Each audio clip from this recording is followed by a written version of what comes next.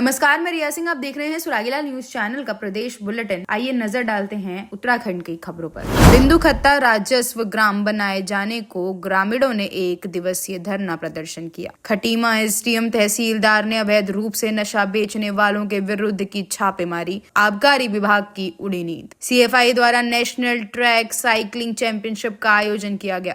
रामनगर में एसडीएम ने ली stone crusher स्वामियों की बैठक। स्कूल समय पर खनन वाहनों पर रहेगी रोक, ओवरलोड पर होगी कार्रवाई। आत्मनिर्भर और सुरक्षित भविष्य की ओर कदम बढ़ाते हुए महिला कोतवाली अल्मोड़ा द्वारा पुलिस लाइन अल्मोड़ा में 1 दिवसीय आत्मरक्षा प्रशिक्षण एवं जागरूकता कार्यक्रम का आयोजन किया गया। अब खबरें विस्तार से। नैनीताल जिले के बिंदु खत्ता क्षेत्र को राजस्व गांव का दर्जा दिलाने का लंबे समय से चल आ रहा है। संघर्ष एक बार फिर जोर पकड़ने लगा है। आज वन अधिकारी समिति के नेतृत्व में 1 दिवसीय धरना प्रदर्शन में हजारों की संख्या में ग्रामीणों ने हिस्सा लिया और सरकार से तत्काल अधिसूचना जारी करने की मांग की। प्रदर्शनकारियों ने पूर्व जिला अधिकारी द्वारा पत्रावली शासन को भेजे जाने के बावजूद कार्यवाही न होने पर गहरी नाराजगी जताई। वन अधिकारी अधिनियम 2006 के तहत वन ग्रामों को राजस्व ग्राम में बदलने का प्रावधान है।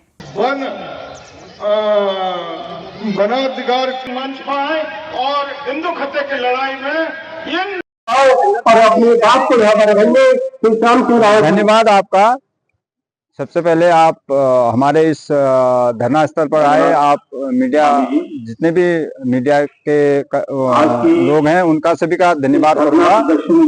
ये हमारे लंबे समय से, वैसे कहें तो जब से बिंदु खत्ता बसा उसके बाद ये बिंदु खत्ता राजस्व गांव की मांग उठते आई है, बार बार उठते आई है, मगर वो मांग पूरी नहीं हुई। बशर्ते अभी एक नया कानून जो वन में निवास करने वालों के लिए एक नया कानून जनजाति मंत्रालय द्वारा बनाया गया था, जो एक बहुत सरल और वन में रहने वाले जो वनवासी हैं उनको अधिकार देने वाला कानून था। तो उसके तहत हमने कार्रवाई की। तो वो कार्रवाई हमारी जिला स्तरीय समिति द्वारा पास करके हमारा जो प्रस्ताव था वो शासन में भेजा गया। शासन में लगभग 18 माह तक नियम विरुद्ध, मैं तो सीधे कहूंगा नियम विरुद्ध, उसको हमारे प्रस्ताव को वन विभाग को भेजा गया, क्योंकि नियम में कहीं नहीं लिखा है कि ये प्रस्ताव वन विभाग को जाना चाहिए। क्योंकि वन विभाग भी एक जो कमेटियां होती हैं, आपको मैं बताना चाहता हूँ, एक कमेटी होती है ग्राम स्तरीय वन अधिकार समिति जो हमारी है, दूसरी कमेटी होती है उपखंड स्तरीय समिति जिसके अध्यक्ष एसडीएम साहब होते हैं, और बाकी वन विभाग के एक कर्मचारी होते हैं, और 3 हमारे जो क्षेत्र पंचायत सदस्य होते हैं, एक समाज कल्याण। वैसे जिले में होता है, वैसे राज्य लिंगायत समिति में होते हैं। तो वन विभाग तो एक सदस्य था, तो आपने हमारे फाइल को वन विभाग को क्यों भेजा गया, जबकि रामनगर, लेके चोपड़ा में और या हरिद्वार में हुए उनमें आपने वन विभाग को नहीं भेजा, हमारे फाइल को क्यों भेजा? इसमें हमने आपत्ति दर्ज की। जो भी था, उसके बाद एक बैठक हुई और उस बैठक में जो पूर्व में भेजी गई फाइल थी हमारी, उसमें कोई आपत्ति नहीं लिखी गई। सिर्फ ये कहकर एक जिला अधिकारी महोदय को पत्र आता है जिला स्तरीय वन अधिकार समिति को कि आप वन अधिकार अधिनियम 2006 जनजाति कार्य मंत्रालय के दिशा निर्देश 2013 के अनुसार जिला स्तरीय वन अधिकार समिति सक्षम निर्णय लेने हेतु सक्षम है। और कल फिर हमारे पास तो जिला स्तरीय वन अधिकार समिति द्वारा निर्णय लिया जाए, किस पर लिया जाए। मैं ये पूछना चाहता हूँ, क्या जो पूर्व में जो प्रस्ताव भेजा गया था उनका लंबा संघर्ष नंबर 1 क्या थी, उस निर्णय में कहीं गलतियां थी, त्रुटियां थी, आपने उसको दर्शाना चाहिए था कि किस में निर्णय लेना है। ये तो सर्वविदित है कि जिला स्तरीय वन अधिकार समिति निर्णय लेने के लिए बाकी है, मगर आपने हमारा प्रस्ताव जिले को भेजा तो उसमें कहीं आपत्ति तो दर्शानी चाहिए। किस बिंदु पर निर्णय लिया जाना है, जो पूर्व प्रस्ताव भेजा गया था उसमें क्या कमी थी? आन फान में और उनके 3 आपत्तियां लगाकर भेजी गई, वो भी कहीं से कहीं तक जो उन्होंने आपत्तियां लगाई वो हमने पहले पूर्ण करके, पूर्ण होने के बाद उपखंड स्तरीय वन अधिकार समिति ने जिला नाला में जो भेजा गया, तो वो हमारे साथ नियम विरुद्ध कार्रवाई हो रही है। इसके उसमें हमने 1 दिवसीय धरना प्रदर्शन यहाँ पर। आपका स्वागत है। 1 दिवसीय धरना प्रदर्शन का आयोजन किया गया है।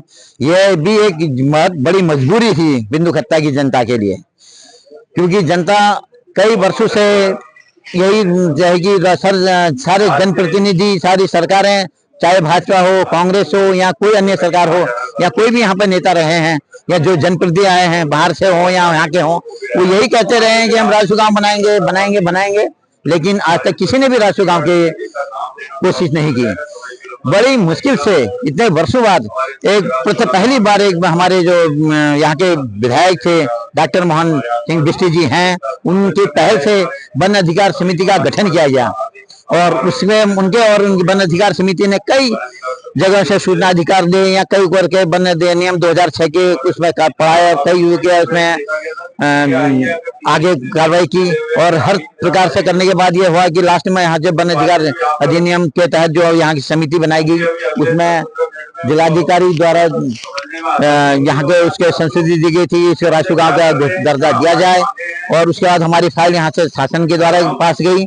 शासन में फाइल कई समय तक गई, लेकिन यहाँ लोग इंतजार में रहे, शायद अब भविष्यवाणी होगी, आप घोषणा करेंगे, आप घोषणा करेंगे। बड़े मुझे 1.5 वर्ष बाद वो फाइल पुनः वापस यहाँ भेज दी गई।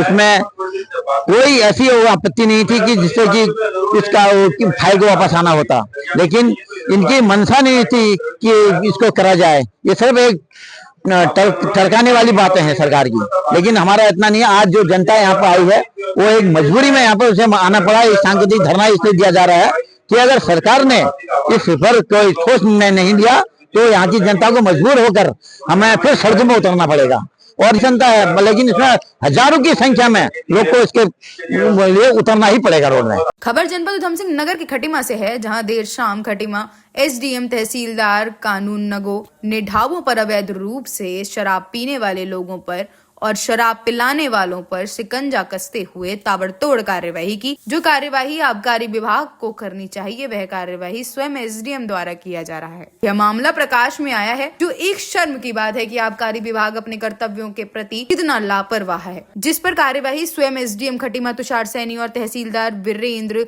सजवान को करनी पड़ी। अवैध शराब बनाने की भट्टियां खुलेआम चल रही हैं। सूचना देने के बावजूद आबकारी इंस्पेक्टर मूक दर्शक बना हुआ है।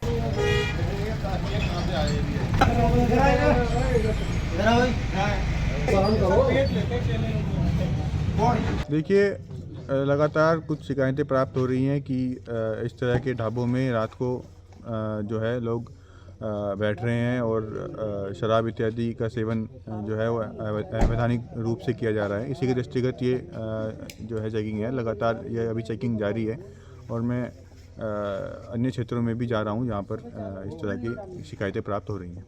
पहले तो मैं जो आज एसडीएम माननीय एसडीएम साहब द्वारा एवं तहसीलदार और सघन अभियान चलाया जा रहा है, इसकी बहुत बहुत प्रशंसा करता हूँ और बहुत ही सराहनीय कार्य कराया है। आज हमारे एसडीएम साहब रात में निकल कर ढाबों और ठेलों पे छापे मारकर शराब का पकड़ने का कार्य कर रहे हैं, बहुत ही प्रशंसनीय कार्य है।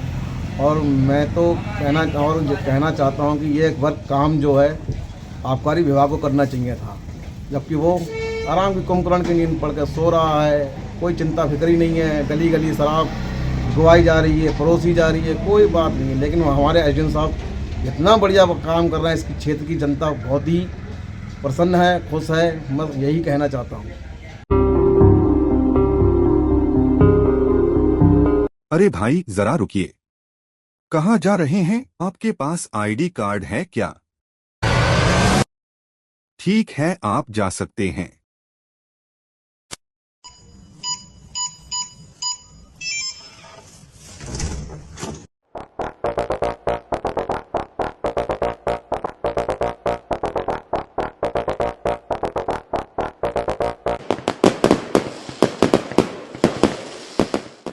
यूनिको पेश करता है प्रीमियम पाइप्स और फिटिंग्स। यूनिको में है दम, यूनिको नहीं किसी से कम।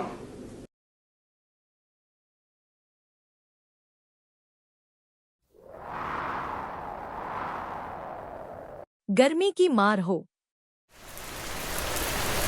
या हो तेज बारिश की बौछार, यूनिको 6 लेयर डबल पफ टैंक रहे हमेशा आपके साथ। नहीं किसी से कम, यूनिको में है दम। चाहे तो एक साथ होनी चाहिए, सब लोग एक साथ बैठना ही नहीं चाहते। पापा, try this. लो सब लपक लिए।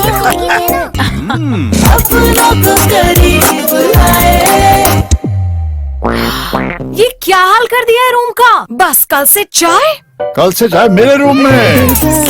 देवर पान नमकीन। उत्तराखंड के उधमसिंह नगर जिले के मनोज सरकार स्पोर्ट्स स्टेडियम में CFI द्वारा नेशनल ट्रैक साइकिलिंग चैंपियनशिप का आयोजन किया गया, जिसमें देश के विभिन्न हिस्सों से खिलाड़ी बड़ी संख्या में पहुंचे हैं। चैंपियनशिप के पहले दिन रेलवे, मणिपुर, हरियाणा और राजस्थान समेत कई टीमों ने अच्छा प्रदर्शन कर पदक विजेता बने। CFI के राष्ट्रीय सचिव मनेंद्र पाल सिंह ने बताया, मनोज सरकार स्पोर्ट्स स्टेडियम के शिवालिक वेलोड्रम में नेशनल ट्रैक साइकिलिंग चैंपियनशिप का 77 सीनियर, 74 जूनियर और 40 सब जूनियर चैंपियनशिप का आयोजन किया है, जिसमें 25 से अधिक राज्यों, सर्विसेज और रेलवे की टीम ने हिस्सा लिया। उन्होंने बताया कि मुझे उम्मीद है कि आने वाले समय में उत्तराखंड सरकार की स्टेट अकेडमी और नेशनल अकेडमी बनेगी, जिसका लाभ पूरे नॉर्थ इंडिया को होगा। बाइक चेक शुरू करने पर परस्यूट इवेंट होगा। ये नेशनल ट्रैक साइकिलिंग चैंपियनशिप है, जिसका ये 77वां एडिशन है। उत्तराखंड में ये पहली बार होने जा रहा है। भारत के सभी राज्यों के खिलाड़ी, अधिकारी और सपोर्ट स्टाफ जो हैं वो इस इवेंट में शिरकत कर रहे हैं। ये जो आप वेलोड्रोम देख रहे हैं, ये भारत का एक सबसे अच्छा वेलोड्रोम में से एक है और ये बहुत ज़रूरी था कि नेशनल गेम्स के बाद हम इस जगह पे, इस वेलोड्रोम में एक बड़ी कंपटीशन का हम एक ऑर्गेनाइज़ करें। तो हमारे जो साइकिलिंग फेडरेशन ऑफ इंडिया की जो सालाना बैठक होती है, उसमें उत्तराखंड ने प्रस्ताव रखा था और हमारी मैनेजमेंट कमेटी और AGM ने इसको मान्यता दी और इस इवेंट का आज आप दूसरा दिन देख रहे हैं। यहाँ पे करीब 600 से अधिक खिलाड़ी भारत के सभी राज्यों से, लद्दाख से लेके अरुणाचल, मणिपुर से गुजरात, सभी यहाँ पे शिरकत कर रहे हैं और ये बहुत ही शानदार और बहुत ही टफ कंपटीशन देखने को मिल रहा है, जहाँ पे सिर्फ अब तो भारत के नहीं बल्कि जो हमारे अंतर्राष्ट्रीय स्तर के एशियन और जूनियर वर्ल्ड चैंपियन मेडलिस्ट जो लोग हैं वो भी इसमें शिरकत कर रहे हैं। अलग अलग इवेंट्स रहते हैं, जिसमें कुछ लॉन्ग डिस्टेंस और कुछ शॉर्ट डिस्टेंस के इवेंट रहते हैं। इसमें जो श्रेणियां हैं वो यूथ से लेके, जो कि अंडर 14 होती है, उससे लेके एलीट तक, जिसमें सब जूनियर, जूनियर और एलीट, ये सब कैटेगरियां मेन और वुमेन दोनों कैटेगरीज में रहती हैं। एंड्योरेंस की अगर बात करें तो उसमें pursuit, team pursuit, scratch races, point races, ऐसे इवेंट्स होते हैं। जो छोटी रेसेस हैं जिनको हम स्प्रिंट बोलते हैं, उनमें टाइम ट्रायल, स्प्रिंट, कैरन, ऐसे इवेंट्स होते हैं। इसमें हर इवेंट में एक अलग श्रेणी रहती है मेडल्स की।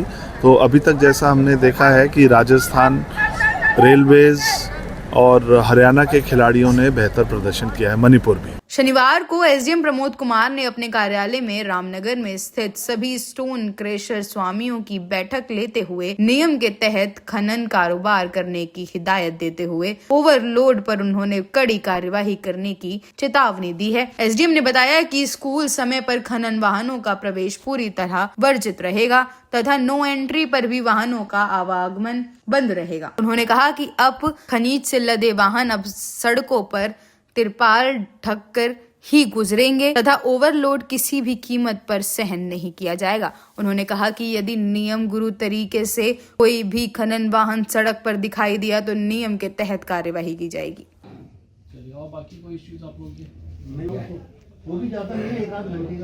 देखिए, स्टोन क्रशर स्वामी को बुलाकर निश्चित किया गया था कि जो स्कूल टाइमिंग है, स्कूल टाइमिंग के आसपास कोई भी वाहन नहीं चलना चाहिए। हालांकि कुछ स्कूल हमारे अभी शीतकालीन अवकाश से बंद भी होंगे, लेकिन उस दौरान भी इस प्रकार की नियमावली पहले से बना के रखी जाए कि कुछ समय आप लोग बिल्कुल मॉर्निंग टाइम पर, इस टाइम पर गाड़ियाँ जो भी रेड टाइम है उस टाइम पर कोई भी गाड़ी नहीं चलेगी, ताकि लोगों को दिक्कतों का सामना ना करना पड़े। साथ ही एक अल्टरनेट रास्ते के लिए भी हम लोग विचार कर रहे हैं, जैसा कि आज डिस्कशन में उभर के भी आया था कि सक्खनपुर के पास से एक रास्ता भी हो सकता है।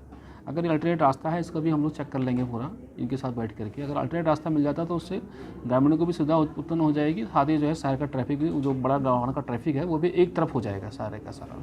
सर ओवरलोड की बात करें तो ओवरलोड लगातार चल रहा है और जो नियम है कि जो क्रैशर से माल लेकर वाहन जाएंगे वो ढक के जाएंगे, लेकिन पूरी तरह नियमों का पालन नहीं हो रहा है। इस बारे में बताया गया कि जो क्रैशर से जो भी वाहन जाए वो अपनी तरफ से वाहनों को ढक के ले जाएंगे और ओवरलोडिंग नहीं करेंगे।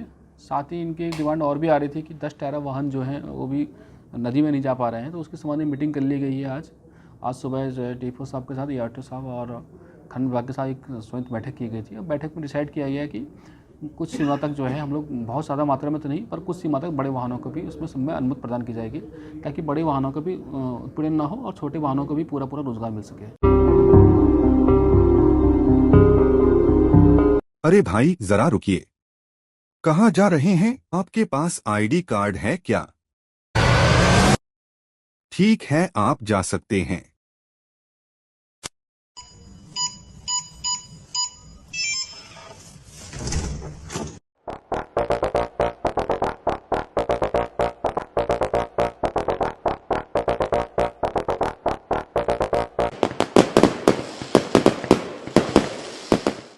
यूनिको पेश करता है प्रीमियम पाइप्स और फिटिंग्स। यूनिको में है दम, यूनिको नहीं किसी से कम।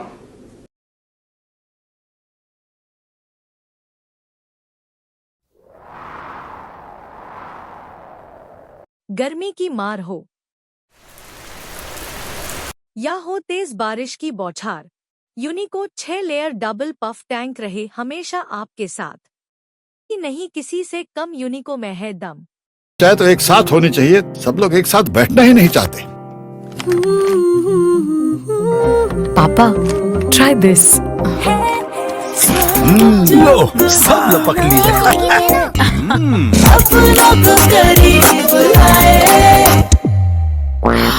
ये क्या हाल कर दिया है रूम का? बस कल से चाय मेरे रूम में। देवर पर नमकीन।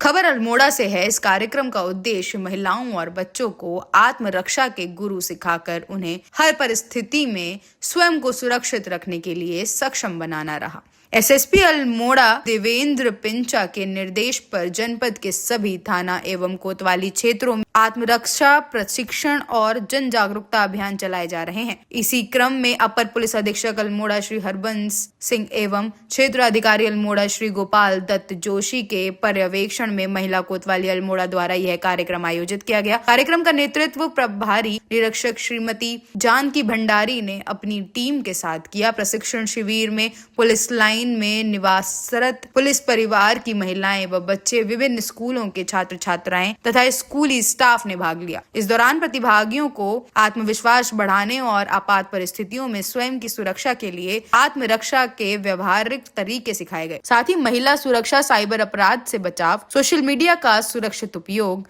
पॉस्को अधिनियम, नवीन आपराधिक कानूनों में महिला सुरक्षा से जुड़े प्रावधानों तथा भारतीय न्याय संहिता, भारतीय नागरिक सुरक्षा संहिता, भारतीय साक्ष्य अधिनियम की महत्वपूर्ण जानकारियां दी गयी। चीज है, आपने फूल पहना है या फिर आपके यहाँ पर कोई चीज है तो वो आपके गले को नुकसान पहुंचा सकती है। तो पहले आपको क्या करना है, ऐसे है तो ये नहीं करना है, छोड़ो भी नहीं करना है। ये है आपको यहाँ से उसका हाथ टाइट से पकड़ना है। प्रदेश से जुड़ी सभी खबरों को देखने के लिए बने रहिए सुरागीलाल न्यूज के साथ।